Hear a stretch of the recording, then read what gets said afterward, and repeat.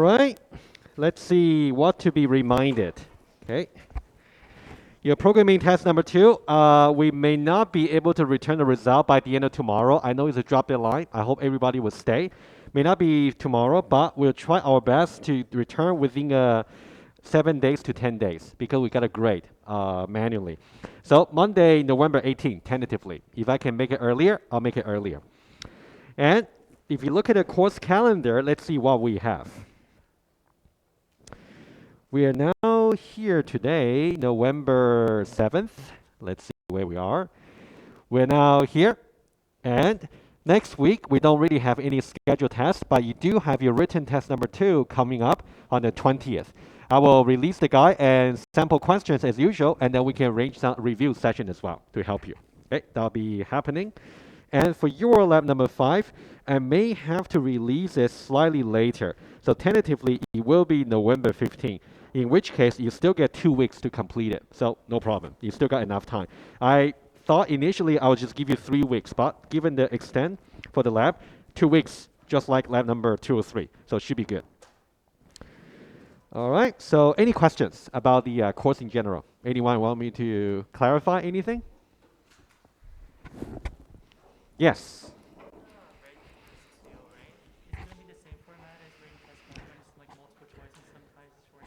Yeah, exactly. So for your written test number 2, the format will be identical to written test number 1. You still got multiple choice. You might have some question where you got a box to enter maybe an integer, maybe some rodent syntax, but I will let you know beforehand for sure. But I think written test number 2, most likely you don't really have to review the math lecture again for the written test 2. It's not really cumulative. Most likely you have to study maybe some parts of the later labs, and also definitely the bridge controller, which we're going to cover. So I would say it would be safe to assume the following. You can see your written test number 2 is happening over here. So that means whatever we're going to cover until and including next Thursday should be covered in the actual written test number 2. All right? Which we'll see how much we can do. All right. Any other questions you want me to clarify? And I believe our exam day has been confirmed. I forgot exactly when, but it's a Sunday. And that one, we are lucky. We do have some gap between the last class of the exam. So we can definitely schedule. Okay, I'll reach out to you. We can talk about which days might work better for you guys. And we can do review session. At least 2, let's hope. Okay, so if no further clarification needed, oh, 1.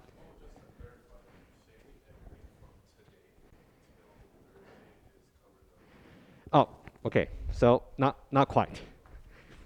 So I would say something like this.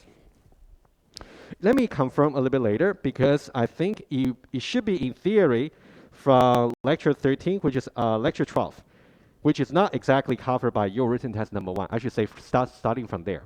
But when I release the guide next Wednesday, I'll confirm exactly what you have to study. But I think it doesn't really hurt if you can start reviewing the bridge controller slides, what we have talked about so far. We have talked about quite a bit, right?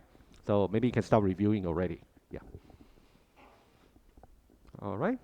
If no further clarification needed, let's now get back to the bridge controller. And today we can definitely finish the first model and see some refinements. That's going to be exciting. Okay, so recap. From Tuesday, let's see what we did very quickly. So we talk about another kind of proof obligation, which will be invariant establishment, which has to do with the initialization events. And you got to remember the different constraints on the initialization, especially there is no pre-states for the init events. There is only the post-states for the init events. That's important to remember. And so that you cannot really refer to any variables in the init event. For example, I cannot say n becomes n plus 1. This will not be allowed for init. All right, because there's simply no pre-state like an n. All right, just you can review the notes to see what I said last time. And this will be the proof obligation rule for invariant establishment. Assuming all the axioms, you can see that we don't really assume the invariant itself holding on the pre-state because there's no pre-state, right, as I just said. You want to make sure every invariant condition, in this case, number 1 and number 2, should be established. And typically, invariant establishment should be quite straightforward to discharge, usually. Because what you put on the right-hand side of the becomes operator usually would just be some constant or maybe some very simple value expression. So it should be quite easy to discharge. And we try to do both of them last time. And one thing to note, of course, the trickiest part is when you try to derive the goal over here, you want to say the invariant condition, for example, this guy here. If you want to say this invariant condition holds or established in the post states of the init event, you have to prime it over here. How do I get rid of the prime? You have to look at... Sorry. Whoa. Sorry. Somebody call me. Sorry. I know it sounds funny, but anyway, yeah. Sorry, what did I say? Here. Invariant condition over here, we got 1 and 2 over here. And then here for number 1, we want to say this particular invariant will be satisfied in the post states over here. How do we actually get rid of the prime over here? The way to get rid of it is by looking at the before-after predicate for the init events. So here we say m becomes 0 in the post states. So the corresponding before-after predicate will be m prime equals 0. So we simply substitute every occurrence of m prime by 0. So that's why 0 is a natural number, should be the final goal to discharge. And we do something very similar for this proof obligation. So you really got to remember this step here because we're going to do something very similar again when we talk about invariant preservation in the refinements. Will be very similar. All right, any question about especially this step over here?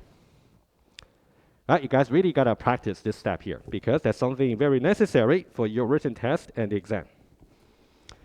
All right, and the next thing we did was to try to discharge this one here and this one over here.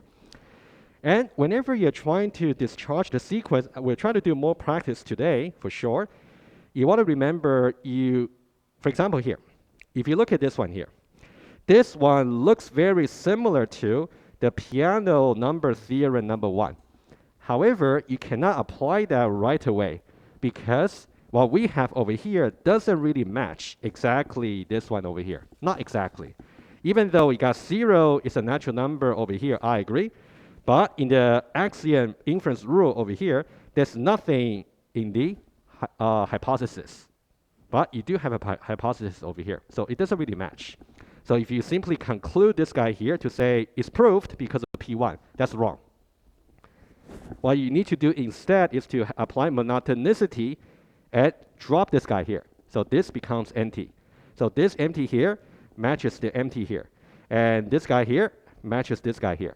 Right? So that's something we said last time. You want to be very careful for every step you try to justify for the sequent calculus. And this one here matches the P3 pretty perfectly, so we don't need to do any monotonicity. All right. And we talk about deadlock freedom, right? That's the last thing we spoke about.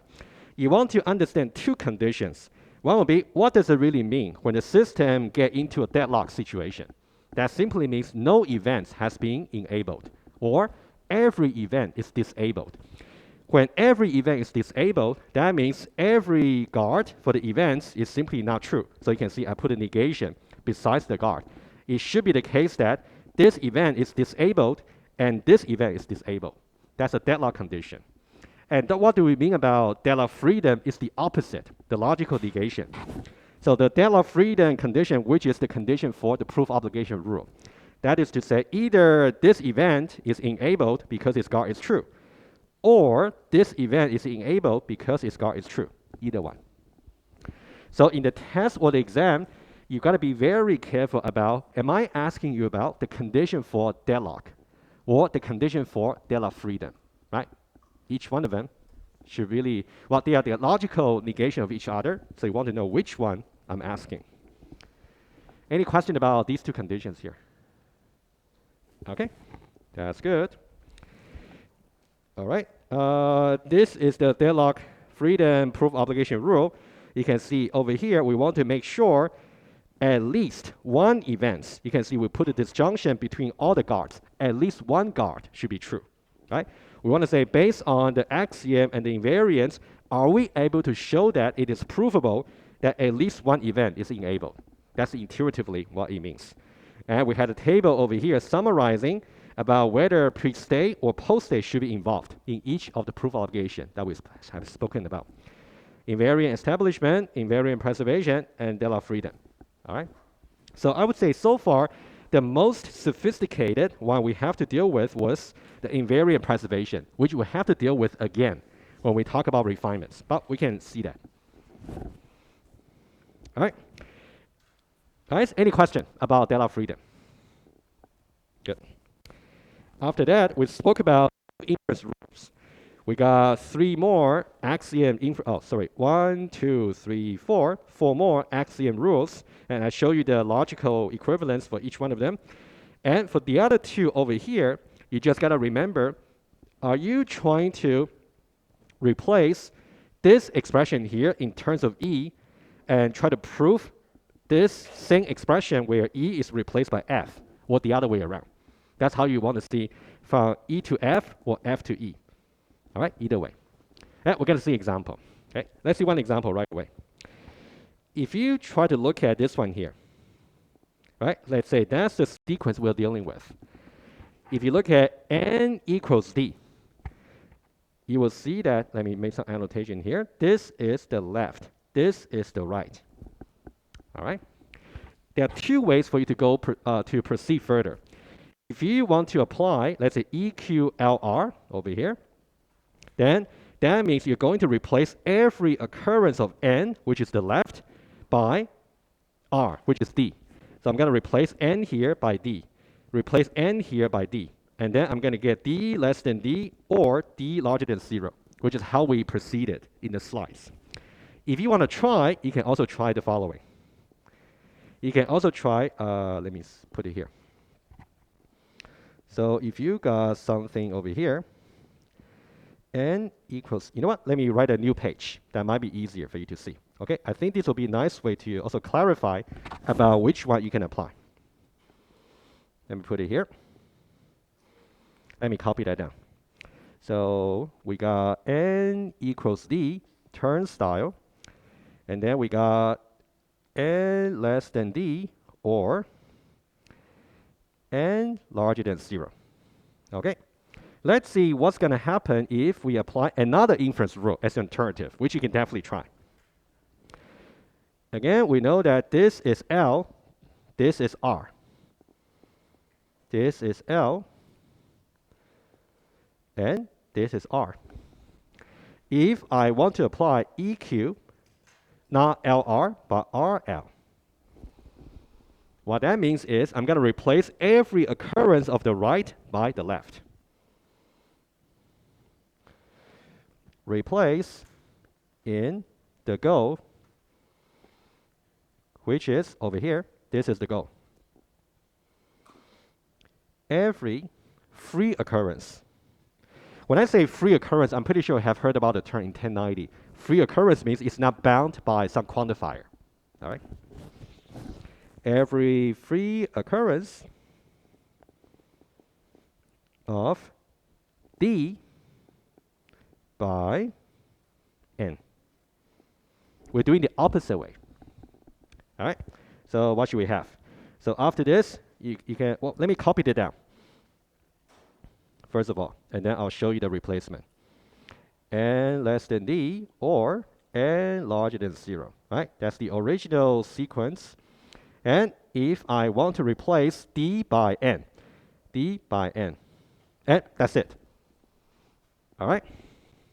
So what I got is basically n less than n or n larger than 0.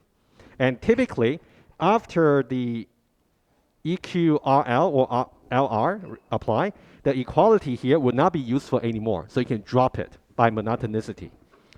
So if you drop it here, monotonicity, so you got basically turnstile n less than n or n larger than 0. Okay, that's what you have. And you can do a little bit more.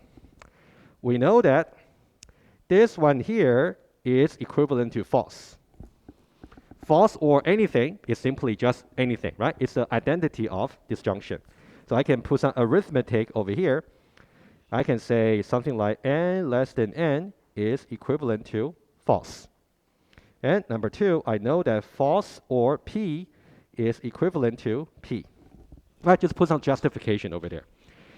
Finally, I'm going to get the final sequence over here. N larger than 0. Now, is n larger than 0 really provable? Not quite. Because if you look back to the initial model over there, let me just show to you. If you look at the initial model there, we only know that n is a natural number. So it could be 0. Now the question is, does it really make sense for n to be strictly larger than 0? That's one question to ask yourself. So guys, don't lose the big picture. I think what I have just illustrated is very possible route for you to try. Let me recap, okay? And then I will make a conclusion. What I just said was, when we get to this point over here as part of the proof, the solution told you to go for EQLR. But I encourage you to also try the other route, which will be EQRL. All right?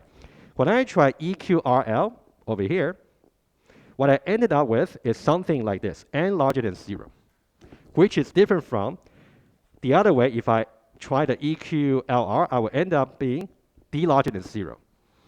Both of them are unprovable at the moment. Now the question is, which one should we actually take as a reference point to fix our model? It turns out we should really choose this one instead, rather than this one. Okay? And I can write down the observation here, but you can think about it as you review the bridge controller model. Okay? This one here, you want to really think about the following. It is unprovable, but may not be a good idea to fix the model accordingly. For example, would it really make sense when we add an invariance over here to say, rather than saying n is a natural number, we say n should be larger than 0? I argue that it doesn't make sense. Because remember what n really represents. It represents the number of cars in the bridge and in the island. But you're saying that n should always be larger than 0. But what about in the beginning? What about the system was first initialized? You are disallowing the n to be 0. That doesn't make sense. N should be able to allow to be 0 to begin with. All right? Let me put it here. This is really something you want to grasp. We're really trying to go from math back to how we can fix the initial model. And sometimes the fix might be reasonable, sometimes may not be reasonable. You shouldn't fix the model just because you want to make the math work. All right? This is because n represents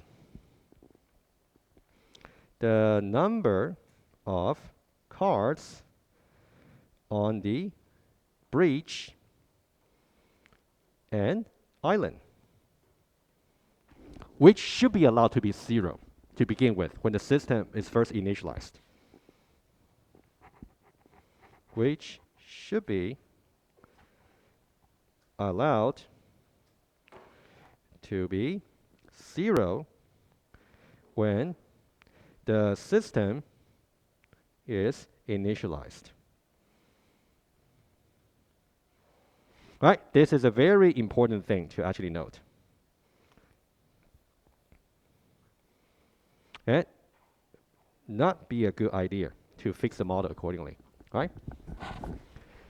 So let's say in the exam, I may ask you to say, okay, given this particular unprovable sequence, does it make sense to mix the following fix to the model? You will have to think about what it really means for the particular variable to be interpreted, and then to see if the fix really makes sense. All right, any question here? Yes. What was? D? Sure. that's something, of course, you guys will also have to review. So if you look at the model here, so you can see n here is the number of, okay, let me show a diagram. That was a long time ago. Let me show you that first, and then we'll get back. Almost there. If you guys recall this particular diagram, when we first introduced the bridge controller, bear with me, I'm going to find it out for you. Here. Okay, this diagram here. This is the conceptual abstraction for initial model. So n will be the number of cards in the island and in the bridge. And d over here is the upper bound for the n. So we are saying that the number of cards in the bridge and island should be less than or equal to d. All right? And we say d here is a natural number for now. All right? Good. All right, so that's clarified. And you really want to think through about this very first new addition I just introduced. Now, if you try the proof in a different branch, you want to make sure the conclusion you're getting there is really suitable as a reference for you to fix the model. Sometimes it might be, sometimes it may not be. Okay? All right, any questions? Okay, so what we should talk about now is if we did follow the solution for EQLR, what we will end up with is this particular unprovable sequence, which will be d larger than 0 to be proved. And we said that it's unprovable by itself because itself does not match any inference rule, that's axiom, nothing. So we have to now interpret this particular unprovable sequence and see how we can fix the model accordingly. So this will be the right reference point to fix it, but not this one here. This one is not going to work. You don't want to make n larger than 0. Okay, let's now talk about this one here. So what we have is we have some unprovable sequence d larger than 0, right? Basically, that one there is this sequence here. And we want to interpret that a little bit to see how we can fix the model. And don't forget, this unprovable sequence comes from the deadlock freedom proof obligation, right? Let's think about this. If something that's not provable for the model, that means the model might be able to generate some system states that's going to violate this particular goal. I'll write it down. That's an intuition, okay? Not being able to prove d larger than 0, that's something we cannot show is provable. What does that mean? That means the current model is able to exhibit certain states that's going to violate this one. That means the current model may violate it. And what does it really mean to violate this goal? That means its negation is true. That means not the case, d larger than 0 is true. You see the logic here? Because we cannot show that the current model is provable for this predicate here. Because we cannot show that, that means the current model conceptually is able to exhibit the negation of it, which is not the case, d larger than 0. Let's rewrite it a little bit. This one here simply means d less than or equal to 0. Let's call this condition 1. All right? And we can find another relevant condition for us in this model here. I will choose this one here. This one here tells you d is a natural number. It's a typing constraint, right? We know it's a natural number. And we know the second one here, d is a natural number. Another way to say it would be d will be larger than or equal to 0. So condition 1 over here comes from the fact that this is not provable. Condition 2 comes from the axiom that we assume to be true, right? And we put these two together. What can we conclude from 1 and 2? If I tell you that d is less than or equal to 0 and larger than or equal to 0 at the same time, Is there any intersection over here? 0, 0. Good, good. Guys, I do want to make sure you follow the logic, right? Very good. If you think that's too simple, that's great, right? Now, if I put 1 and 2 together, I got D equals 0. This tells me that the current model allows D to be 0. Well, of course, because here I say D is a natural number. Now, why is this number bad? This is allowed by the current model. Now, let's think about why this one is bad. Since now we are talking about deadlock freedom, so this constraint gotta be bad for the deadlock situation for the system. Because we're dealing with reactive system, nothing should deadlock. And the way to think about this is one scenario. So I'll put it here. So D could be 0 because D is any natural number. So let's say D is equal to 0. And we know how to initialize the system, which I don't have over here, but if you recall, we say that whenever we want to initialize the system, we'll simply set, I'll show you very quickly. Here, we'll set n to be 0, okay? Let's now go back and complete the story. After init,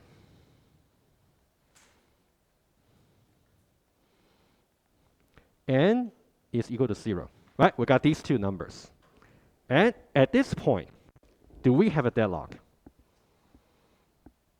How do you judge whether in this particular state where D is equal to 0 and n is equal to 0, is this state deadlock or non-deadlock? How do you judge? You want to see whether if there's any event that's enabled at this point. Okay?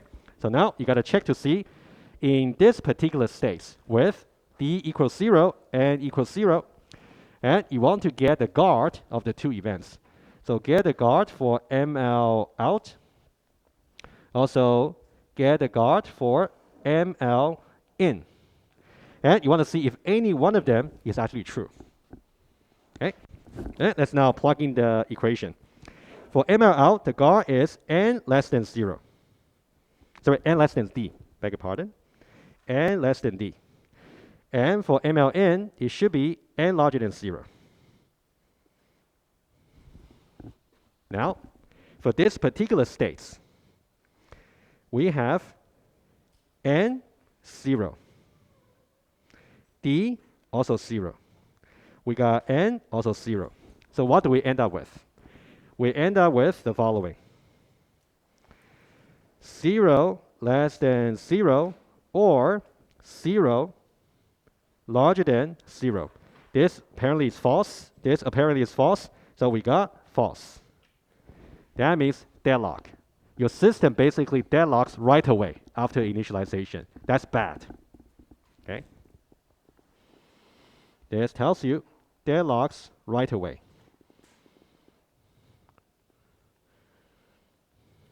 Right after initialization. All right, you can see quite a bit of reasoning over here, but it's not too bad. Okay, let's now go over from the beginning.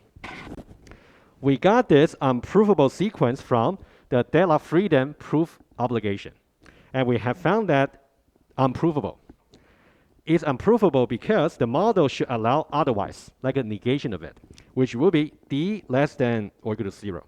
And we got another constraint over here from the axiom, which is D larger than or equal to 0. If you put them into conjunction, that would suggest D is equal to 0. So this value here is going to do something bad for our deadlock concern. We don't expect anything to deadlock in a reactive system.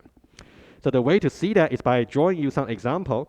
Let's say we take this D equals 0 over here, and then after the initialization, n will be initialized to be 0. And then we check to see the guards for all the events, ML out, ML in. Plug in the numbers, you're going to find that both guards are going to be evaluated to false. So that's why initially the system simply deadlocked.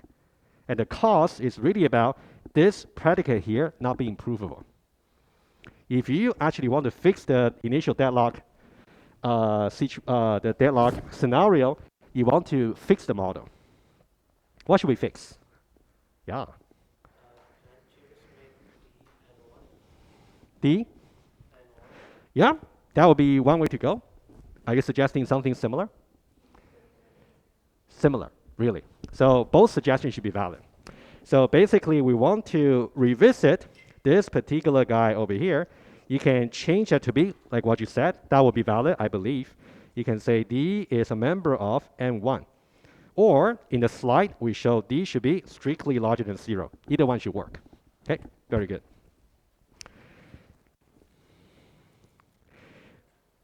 All right, guys, I think it's more important for you to understand how we actually arrive in this particular fix over here. It's because we got some unprovable sequence from before. And more importantly, or equally importantly, if you try to prove from another route, which will lead you to this guy over here, it's going to end up with a completely different fix. That doesn't make sense. All right? That's really the lesson we're learning here. All right, let me say one more thing to conclude the topic for DLF freedom. And once we have fixed the model, what we should do is we should regenerate the proof sequence for DLF freedom, right? So if you look at the slides, let's now go back there and show a little bit. All right, this slide here, I just discussed it in detail about why it would discharge and how we can fix the model accordingly. And once we fix it, we basically introduce another axiom. So for this axiom here, you can either say D is larger than 0, or you can say D is a member of N1. Either way. We can keep the original one there. Okay, let's see. All right, so after this, we have to somehow regenerate the sequence related to the DLF freedom. And for the regeneration for the sequence, I'll leave that as an exercise for you. And what we need to do is this. Let me show to you. So if you look at the slides, you will see another proof there. What's going to happen is, so this proof over here is the original proof without the fix. And now that we actually got a new axiom, D larger than 0. What does that mean? That means when you try to regenerate the sequence, we are going to add a new axiom as a new hypothesis on the sequence. Right? If you look back to the proof obligation rule for DLF freedom, you should include all the axiom, the new one and the old one, as the hypothesis. That's the only thing we have changed. That means, if I can just annotate for you, from the original proof without a fix, we fail. But now we are able to add just new axiom, which will be, let me add it here, D larger than 0. Everything that we did earlier still applies. So I still put D larger than 0. So you just got to understand this one here is the new axiom. This is the new axiom added. Fixed as a fix. All right. And once we gone to here, we can still keep D larger than 0. So D larger than 0, right? And then for this branch over here, let's still keep it there. So D larger than 0 and D larger than 0. All right? For this branch over here, you don't really need a D larger than 0. So you can use you can use the monotonicity to drop it. Right? You can see the slide for solution. What's interesting is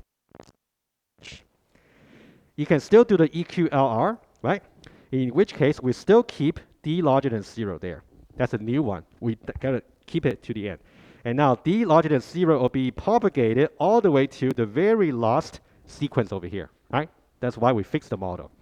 And once you get to this point over here, do we have any inference rule that's going to help us? Yes. All right, you can review it. That one would be the hypothesis rule. That one there is going to make it provable. So what used to be not provable after adding some new hypothesis because we added axiom is now provable. That's the point. Okay. All right, any question? If you somehow follow, it's a good sign, but I think you really want to maybe look at the slides, look at the notes, and try to think about it, right? It takes some time to digest. All right, anything you want me to clarify about this? All right. If no, let's now do a quick summary about the initial model. We are done with the initial model. All right, so this is what we have got so far as the initial model. Of course, the next step will be to introduce some refinements. Before that, let's summarize what we have done. Number one, we got the static part of the model, which is over here. We got the constant and the axiom, so this is the static part. Static part of the model. And also we got the dynamic part, like a machine. So this part over here would be the dynamic part of the model. Let me draw a little bit better. This part over here would be the dynamic part.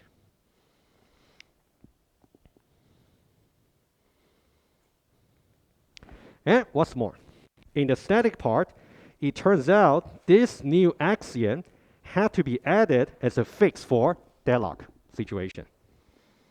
So this one is a fix for the potential deadlock.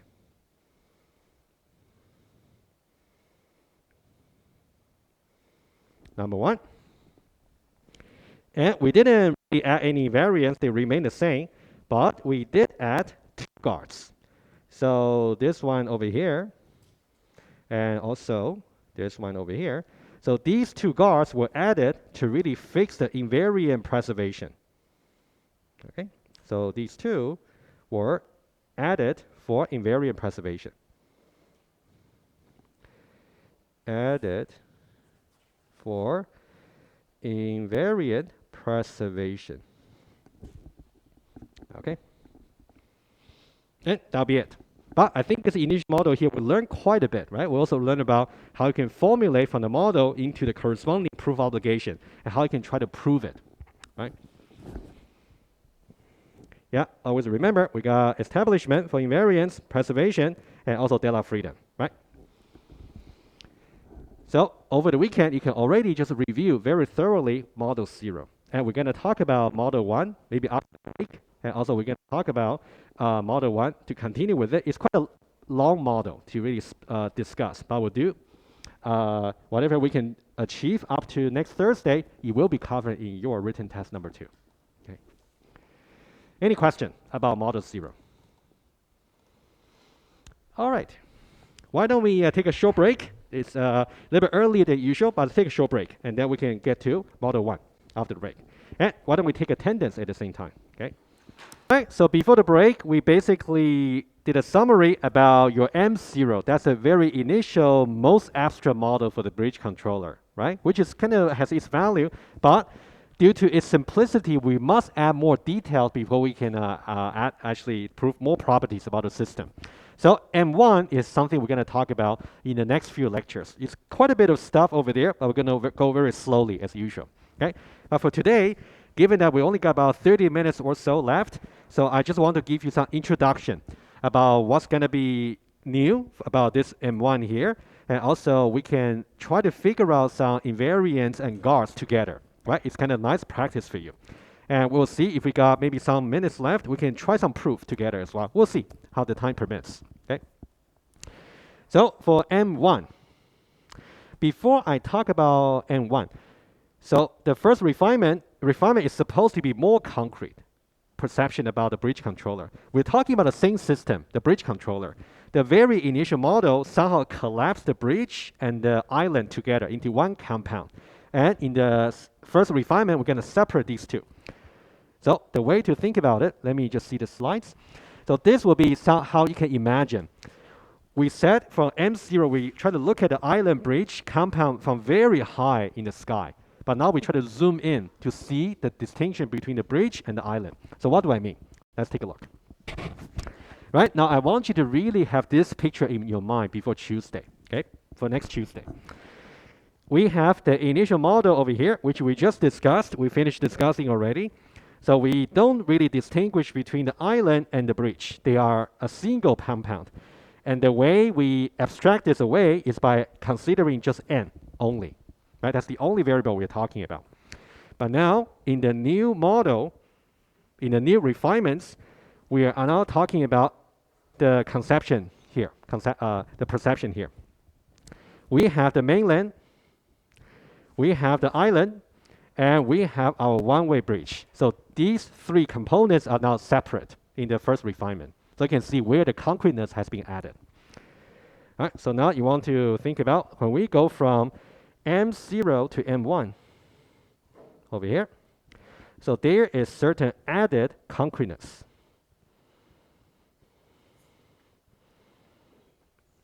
Which is about a one-way bridge.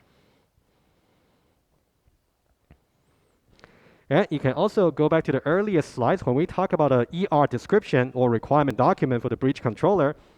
One of the requirements, requirement number 1, is about the system is controlling cars on a bridge. So we are really addressing this requirement here in this particular refinement, not in M0 but in M1. And also the bridge should be one way, but not both at the same time. So these are the two things we're going to play with mathematically. All right. And let's see how this new perception really looked like. And I'll try to overlay a little bit to really show you the difference between the two. Right? It's really important to get this clarified in the beginning. In the initial model, we only got 2 events. We got ML out, which means we go from mainland. We simply exit out from the mainland. And we want to enter into the mainland. Only these 2 events. But now, since we got a bridge, we are still going to get ML out and ML in. You can think about these events, ML out. Let me highlight it. ML out, ML in. That used to be in the abstract model, still exists in the new model. ML out, ML in.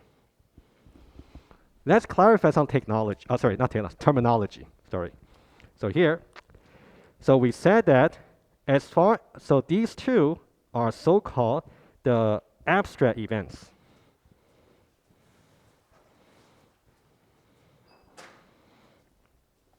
And the ML out, ML in, now we call them the concrete version of the events.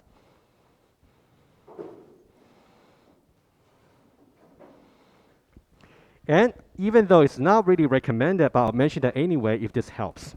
You can think about refinement to some extent. It's a bit like an inheritance in Java. So you can think about these 2 are the methods in the parent class. And these 2 are the methods in some child class, like a refinement. And what we really talk about concrete events is like an overridden methods, right? We'll talk about overriding in Java, which you learn about in 2030, right? We are basically somehow modifying the definition for ML out and ML in terms of the variables which I'm going to talk about for this refinement. Okay? So for the same events, ML out, ML in, we now say the ones existing in the abstract model, the abstract events. The versions existing in the concrete model, we call them the concrete events. In addition to them, we also got in the refinement some new events, okay, which I'm going to show to you here. So IL in, IL out. All right. You can think about IL in over here is about any cars entering into the island from the bridge. So let's say if there is a car on the bridge, they are moving towards the island. As soon as they got into the island, IL in happens. Okay. And if there's any car that wants to go out of the island onto the bridge, so they are on their way back to the mainland. As soon as they exit from the island, it will be IL out. All right, so these are the 4 events. And we call these the new events. Only specific to the refinement model.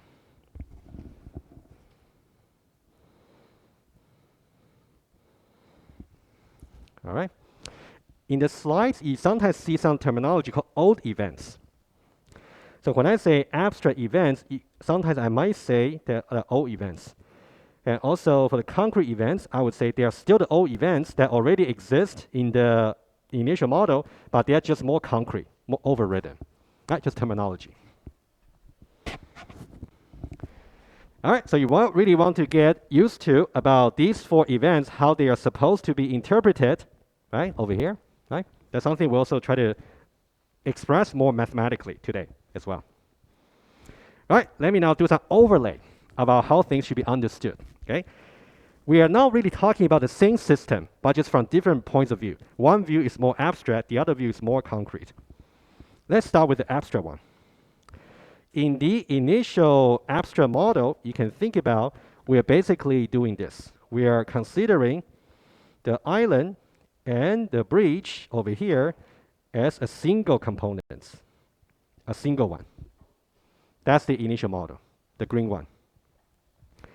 In the refinement model M1, we are considering this part over here just for the island as one component. We are considering the bridge as another component, separate components. So that's the added concreteness. So we are really looking at the same system, but just from a different angle. All right.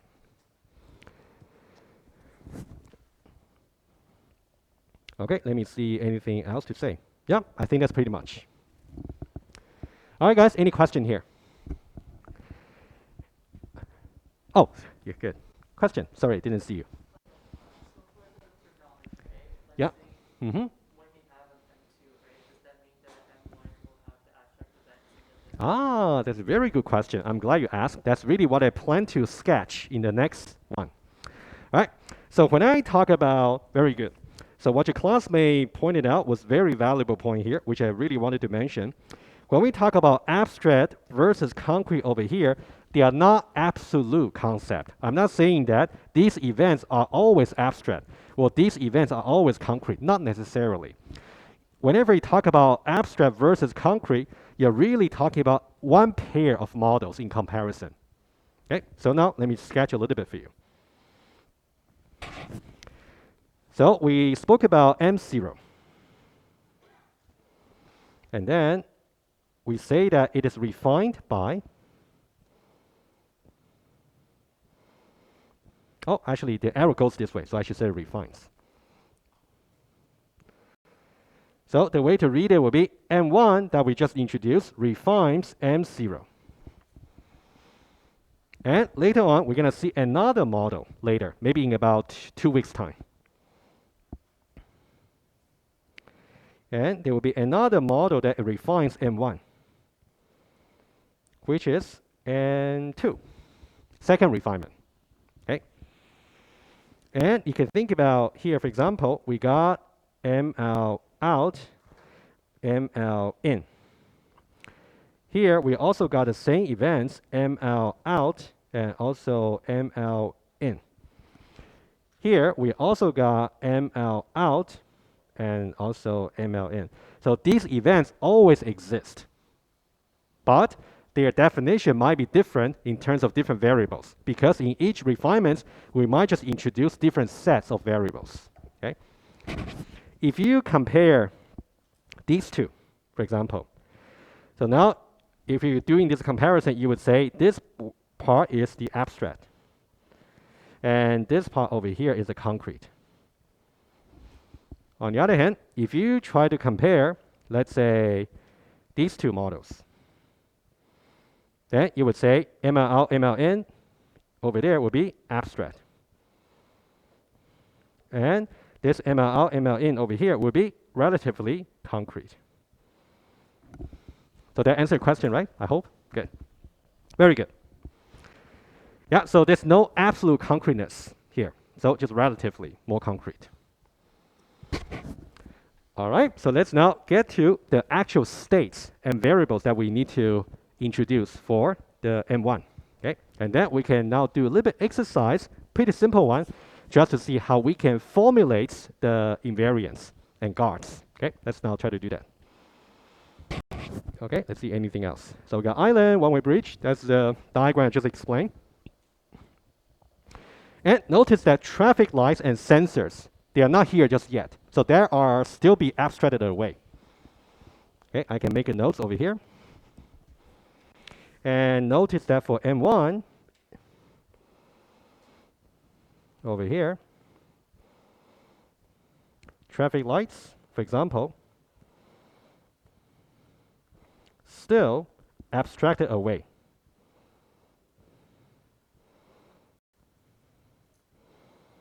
Which we will do in M2. Okay. Abstracted away. All right. Let's now go back to the slides and then we'll come back. All right, so these are the two requirements I just mentioned. And you want to make sure any added concreteness, which we're going to see in terms of the variables and new events, they have to be subject to some proof obligation, which is going to be something we're going to do on Tuesday. But for today, let's see what variables we have. Okay, let's do one thing at a time. So I said a refined state space. What variable should we have? All right, let's see. We still have the constant. This part here doesn't change. You can think about it's being inherited to the M1. So we still got our constant D, and don't forget we get D larger than 0, right? That's something we just did before the break. And dynamic part is going to be 3 variables, all right? So this will be the new picture you want to also understand, all right? Yeah, I'm going to explain that.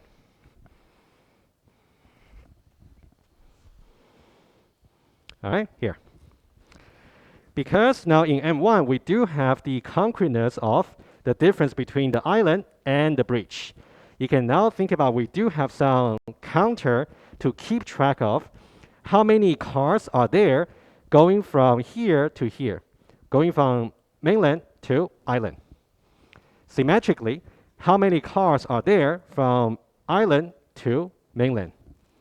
And also how many cars are there currently in the island? Okay, so let's now do some very simple annotation here. So A over here tells you the number of cars from mainland to the island. And this one here, symmetrically, is going to be the number of cars from island to the mainland. Of course, the car on the bridge, of course. And B here will be the number of cars currently just in the island.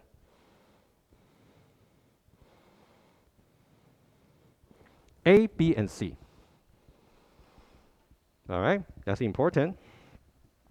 All right. Okay, good. Let's go back here. All right, A, B, and C, which I just explained. Okay. And we got these 3 variables, A, B, and C. Apparently, they are integers. But of course, we got to specify them, like a typing constraint. The typing constraint will be very easy. You simply say A should be a natural number, B should be a natural number, and C should be a natural number. These 3 are very easy. And what we need to figure out, okay, I can let you guys practice, will be 4 and 5. Okay, but they're easy. Why don't I give you the English description? You guys tell me what should be the math. All right. So invariant 1, 2, 3 are just typing constraint. All right, just all natural number. And let's talk about invariant number 4 first. Okay, so here invariant number 4 is a very critical one, which I'm gonna talk about in the page over here. Okay, here invariant number 4, which we're gonna figure out first together. Invariant number 4 is the so-called linking or gluing invariance. It's going to link between the abstract states and the concrete states. If you remember, the abstract states over here contains just the n, the variable. In the concrete states here, we actually got A, B, and C. In order to prove something about refinements, you have to specify the formal relation between n on the one hand and ABC on the other hand. How should they be related? Okay, so invariant 1, 4 should be linking the abstract concrete states. So the abstract states over here will be just n. And the concrete states will be A, B, and C. How do we specify that? What should be the relation? Before you answer, the hints will be the overlay I drew earlier. If you think about this overlay here, this is the abstract perception of the system in M0. This part over here is a concrete perception of the system. Somehow the abstract perception here is supported by the variable n. The concrete perception is represented by A, B, and C. But now how do we link those 2 perceptions together? How do we do that? Anyone? Yeah. B plus A minus C. Okay, I can write it down first. So you're suggesting over here N equals B plus A minus C. Plus or minus? Okay, I can tell you why minus wouldn't make sense. If you say minus, why don't we just go with that? You're basically saying whatever cars that are actually both into here and into here added together minus, oh sorry, if you say the cars heading here and plus the island minus this one here. Not quite, because I can tell you that given that bridge is one way, if A is larger than 0, can C be anything larger than 0? If that's one way. One way means traffic should be one way. If there's some cars going this way, there should not be any cars going this way, and vice versa. So when you say B plus A over here minus C, that sounds a bit weird, because if B plus A here, if A is already larger than 0, C must be 0. In that way, subtracting C doesn't do anything, right? Okay. So it turns out you're getting very close. The idea should be, I'll put it here, N equals A plus B plus C. All right, that's a linking variance. So what you can think about is A, B, and C belong to the M1, the concrete one. And then N would be basically with no distinction between the bridge and the island. That one would be just N. So N, of course, should be the aggregates of A, B, and C, right? So that's the first invariance. How about the second one? How do we specify that the bridge is one way? Before, when we only got N here, there's no way to know if that's one way. That's not our concern. You only know how many cars are there in the bridge and the island. But now we do have sufficient information to know whether the bridge should be one way or not. When I responded to your previous answer, I already give you a hint about how to specify bridge as one way, actually. A is not equal to 0? A is not equal to C? Let's go with that. I like that answer, but let's try. Here, Billy is suggesting A is not equal to C. What if A is 3 and C is 4? You got 3 cars going this way, 4 cars going that way. They might collapse. Doesn't matter if they're equal or not, right? Okay, good. But that's good. Good thinking. All right. Yeah. A is 0, yeah, makes sense to me. Maybe that's something you are thinking, right? Okay. I'm going to suggest another one, which was suggested by somebody from Winter 23. Okay. So this one here will be A equals 0 or C equals 0. This is to say, either this traffic here is not allowed, in which case you can go this way if you wish. Or if C is equal to 0, that means this way is not possible, then in that way you can go this way if you wish. Okay, either way, just cannot be both. Or put it in this way. When you say, I'll put it here aside. So start over here. When you say A is equal to 0 or C is equal to 0. De Morgan. Not the case. A not equal to 0 and C, beg your pardon, C not equal to 0. So we're basically saying it's not the case that there is some ongoing traffic from the island to the island, so from the mainland to the island. And there's also another ongoing traffic from the island to the mainland. That should not be the case. So this is equivalent. Guys, can you see that? Okay. So think about that. You can specify either this way over here, or if you want to interpret this way, that's fine too. Both work. All right. Another invariant that's also possible is this. What about alternative? A multiplies C is equal to 0.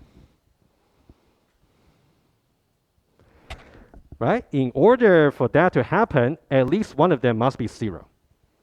However, this one here, it works logically, and if you really write this as a potential invariant in the exam, I wouldn't say you're wrong. However, this one I can tell you it has some drawback. If you look at this one here, this one here has the equality, which potentially we can apply to EQLR or EQRL. But this one here is more arithmetic, which Rodin wouldn't support so much to really for you to actually go ahead and prove it. So this one here is good on the paper. I don't see anything wrong with it, but may not be good enough for you to guide a prover. So I'll just mention that, okay?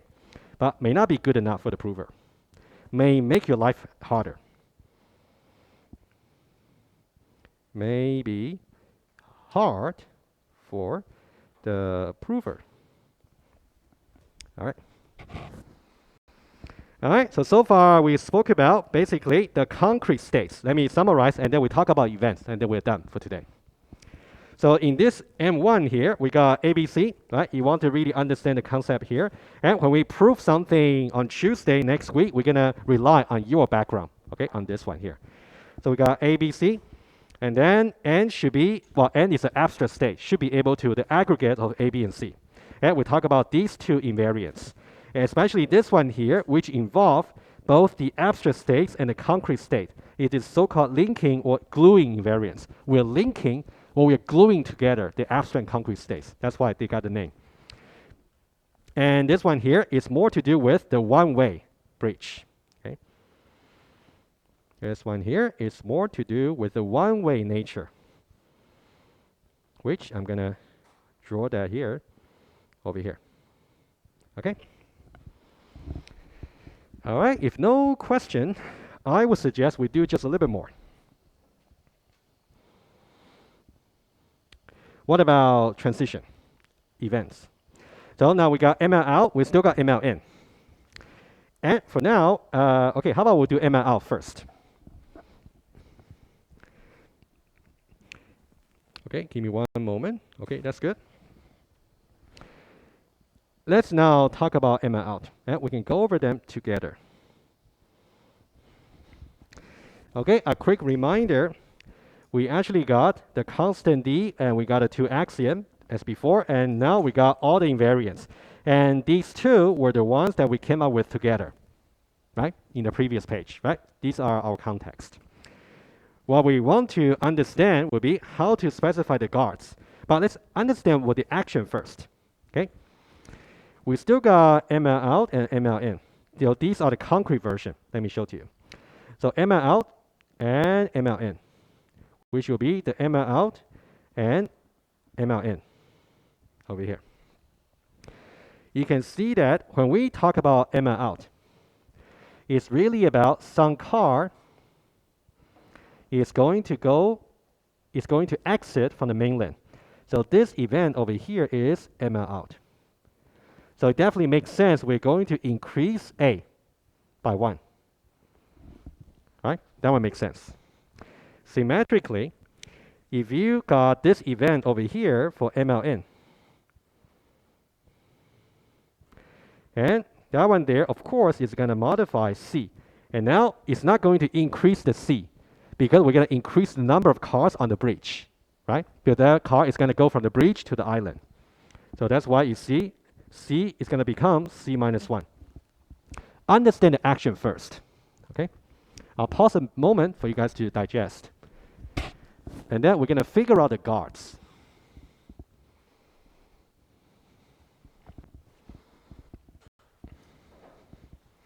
All right, so any question about incrementing A here and decrementing C? All right. What we need to do is to figure out the guards one by one. Let's start with ML out. So the way to interpret ML out is we got some cars exit from the mainland onto the bridge. And we need, so this is the English definition. We say ML out should be enabled when 2 conditions are satisfied. All right, pretty much like your programming test 1. All right. Condition number 1. The bridge's current traffic is flowing to the island. That means we are saying that in order for this MLL to really be enabled, you got to make sure the current traffic is really going this way. It cannot go that way. How do we specify that? C is equal to 0, okay?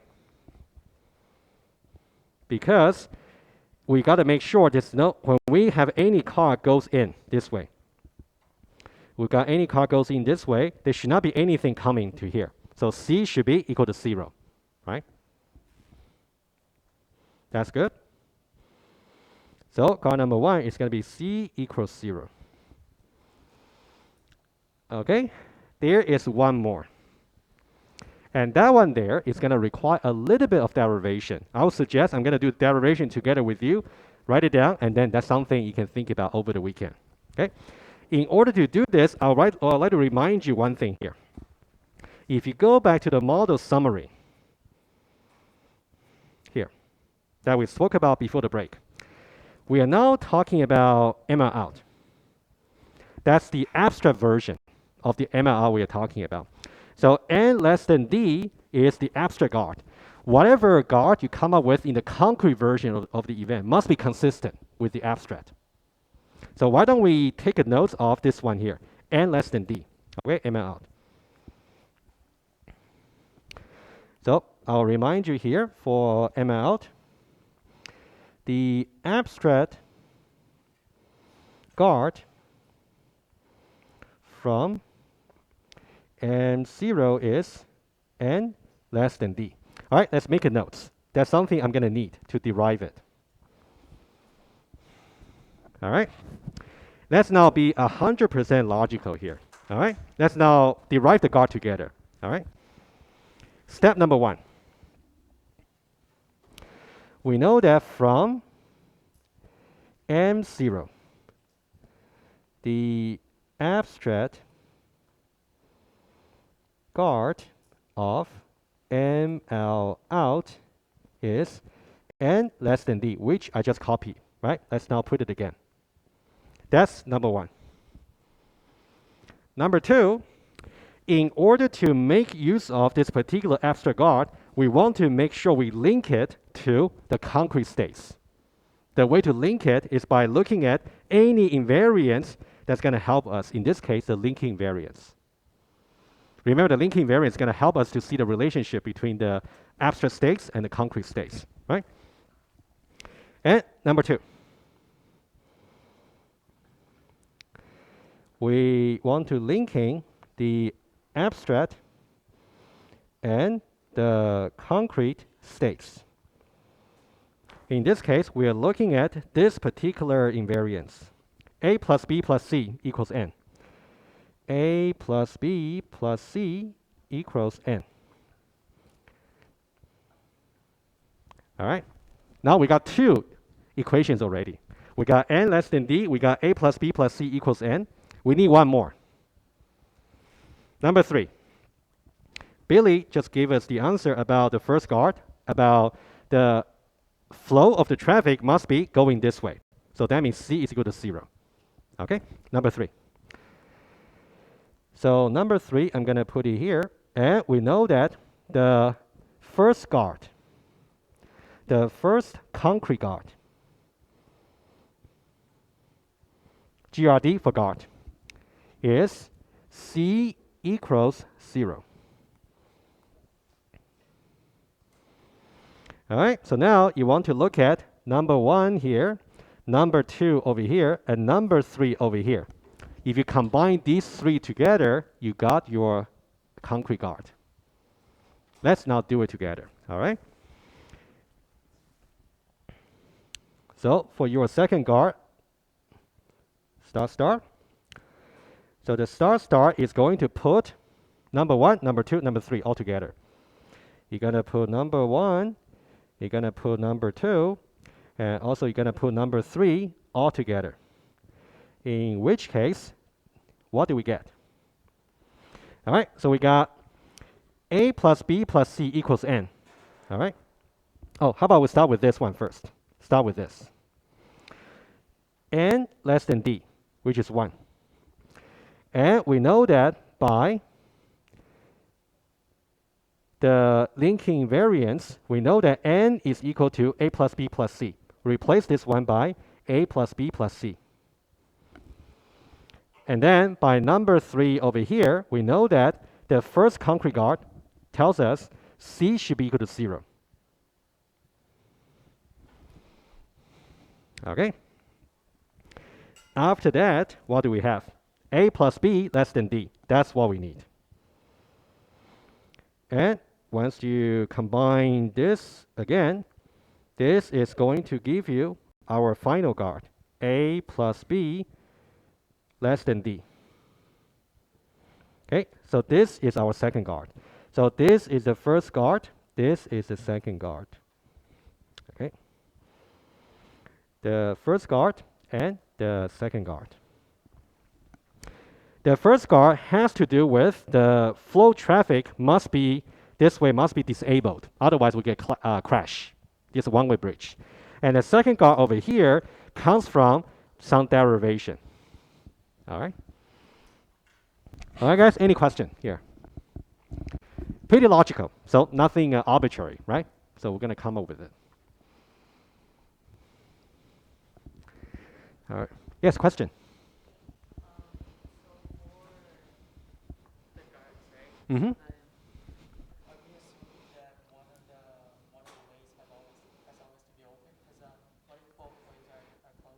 Oh, okay. You can think about we are more like a taking turns. So here it is more important to be sure that C is equal to 0. A is equal to 0 at the same time is okay.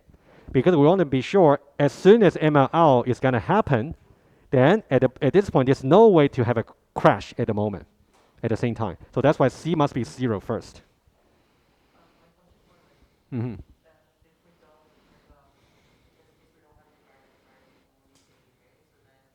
You mean you don't have any guards here?